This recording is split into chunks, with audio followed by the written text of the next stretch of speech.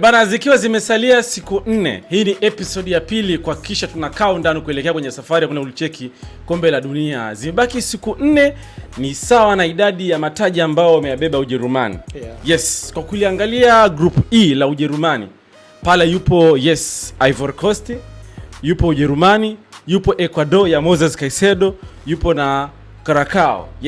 Kwa kuangalia idadi ya hizi timu na uzito wa hili kundi, unahisi Ujerumani ana nafasi nyingine ya kwenda kubato kuchukua taji la 5 kumfikia Brazil ambaye ana idadi ya mataji 5, au wana kikosi cha kawaida ambacho hawataenda kutisha kwenye World Cup? Karibu. Wapo kwenye kundi gumu.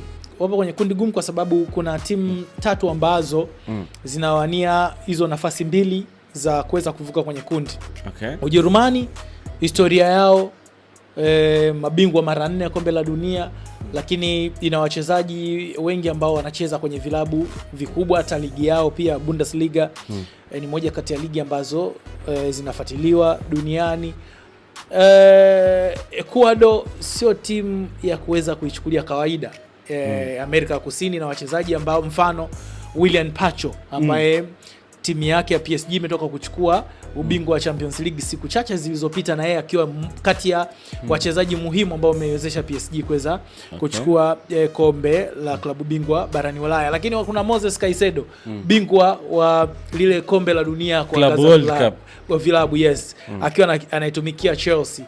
Kuna Estupinian ambaye alikipiga Brighton and Hove Albion, sasa hivi yuko AC Milan. Kuna wachezaji mmoja ambao Ecuador nao. Ukija Ivory Coast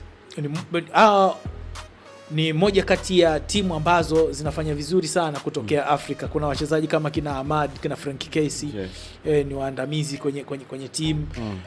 Kwa hiyo kwangu mimi naona Ujerumani kwanza inaweza kapewa nafasi kutokana na historia yake, mabingwa mara 4, wana wachezaji wazuri, wana kocha mzuri Julian Nagelsmann. Lakini kuna Ecuador na Ivory Coast, mmoja wapo anaweza kaungana na Ujerumani. Kwa hiyo sasa itabaki kwa kocha ambaye ataweza kuchanga karata zake vizuri na kucheza hizi mechi za makundi. Unajua mechi za makundi sio mechi ambazo unahitaji ucheze vizuri sana, ila unahitaji kucheza kwa ajili ya kupata alama 3, ama ukikosa kabisa alama 3, alama 1. Usipoteze kabisa mchezo wote, kwa sababu inawezekana kuna nafasi ya best loser ikakupitia. Kwa Ujerumani mimi naipa nafasi ya kuweza kuvuka kwenye kundi hilo, na moja kati ya timu ya Ecuador ama Ivory Coast, mmoja wapo anaweza kaungana na Ujerumani. Kwa hiyo Ujerumani bado ana nafasi ya kwenda kupata taji lake la 5 kuifikia rekodi ya Brazil kwa jinsi tulivyoangalia kwa kikosi chake. Of course, Ujerumani kwa miaka yote huwa kwenye mashindano makubwa na wao wanapewa hiyo nafasi ya katika zile timu ambazo zinaweza zikafanya vizuri kufika finali ama kutoa kombe. Lakini kiuhalisia kwa sasa ukiangalia kikosi cha Ujerumani kilivyo na wachezaji ambao wapo, kina Nico Schlotterbeck ambao anakipiga Borussia Dortmund, kina Jonathan Tah ambao anakipiga katika kikosi cha Bayern, kina Jamal Musiala, Karl Leonard ambao anakipiga pale Bayern Munich, na Florian Wirtz ambao anakipiga Liverpool. Ukilinganisha na timu za taifa nyingine, still bado naona Ujerumani hawajafika kwenye hiyo level ambayo timu ya taifa kama Ureno wanayo, Hispania wanayo, Ufaransa wanayo. Ijapokuwa timu ya taifa ya Ujerumani huwezi ukaifuta katika zile timu ambazo zinaweza zikafanya vizuri kwenye mashindano husika. Kwa hiyo lolote linaweza likatokea, lakini sioni Ujerumani ikitoa kombe, lakini ina uwezo wa kufika robo finali.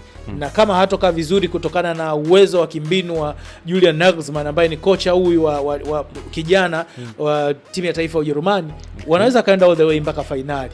Kwa hiyo inategemea sasa kocha anachanga karata zake namna gani ili kuwezesha Ujerumani kufika finali.